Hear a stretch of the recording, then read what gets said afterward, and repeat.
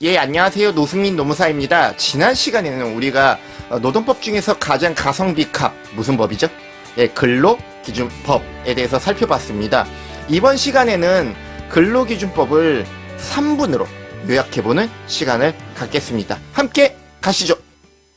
마이크 테스트 하나 둘. 예, 근로기준법 3분 요약 시간을 한번 가져보겠습니다. 근로기준법은 총 12장 116조로 구성이 되어 있습니다. 1장 총칙은 가장 중요한 개념 정의를 담고 있어요. 예를 들어서 근로자란 뭐지? 사용자는 누구야? 임금이란 일주는 며칠이야? 이런 내용들을 담아두고 있고요. 2장 근로계약에서는 일단 이 법을 위반한 근로계약은 무효다라는 것을 깔고 들어가고 있고, 야, 근로계약 너무 중요하잖아. 그러다 보니까 종이로 해. 뭐죠? 근로계약서. 만약에 근로계약 기간이 남아있는데 중간에 잘랐다. 뭐죠? 해고가 되고, 해고가 만약에 부당하다면 뭔가 구제 신청을 줄 수 있는 보호 규정을 두고 있고, 또 해고는 서면으로 통보해야 되고 사전에 예고를 해야 되고, 그런 규정 등등을 담고 있습니다. 3장에서는 뭐니 해도 임금이죠. 임금 너무나 중요하다 보니까 4가지 원칙을 규정을 하고 있고, 그리고 개인별로 임금 명세서를 그러니까 나눠줘야 돼요. 임금의 유통기간은요 3년, 임금시효는 3년입니다. 4장 근로시간과 휴식입니다. 근로시간 1주, 근로시간 40시간, 1일 근로시간 8시간 리미트 깔고 있고, 연장근로 플러스 주 12시간까지 합의로 가능할 수도 있다. 근로 중간에 짧게는 휴게 시간이 있고요. 그리고 하루 통으로 휴일을 가거나 휴일 쉬거나 본인이 원하는 날짜에 연차 휴가를 쓸 수도 있다. 어디? 근로기준법 4장에 담겨 있습니다.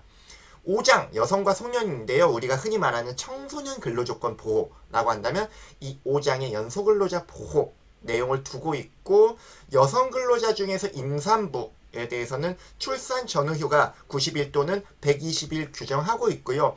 만약에 이제 임신 중이다. 그럼 임신 기간 근로시간 단축 하면서 유급으로 보장하는 제도까지 세팅을 해두고 있다. 6장 안전과 보건인데요. 이 파트는 산업안전보건법으로 패스. 6장의 2. 자, 직장 내 괴롭힘이 바로 근로기준법에 있었습니다. 7장 기능습득. 이거는 저도 크게 살펴볼 일이 없어서 패스. 8장 재보상에 관한 규정이 있지만 실무적으로는 특별법인 산재법의 규정을 거의 따르고 있기 때문에 패스.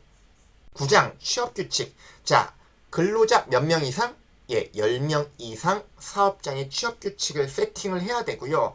특히 이슈가 되는 것은 취업규칙을 변경할 때 의견을 청취하고 만약에 불이익하다면 근로자들의 동의가 필요합니다. 과반수 동의가 필요하죠. 10장 기숙사 실무적으로 많이 부딪힐 일이 없어요. 개인적으로 패스. 11장 근로감독관. 이 법을 위반한 경우엔 누구에게? 근로감독관에게 신고할 수가 있고, 또 근로감독 불시 점검 나올 수도 있죠. 12장 만약에 이 근로기준법이 강행력이 있다, 강행력이 있다라고 표현한다면 뭐죠? 이 벌칙 조항이 있기 때문입니다.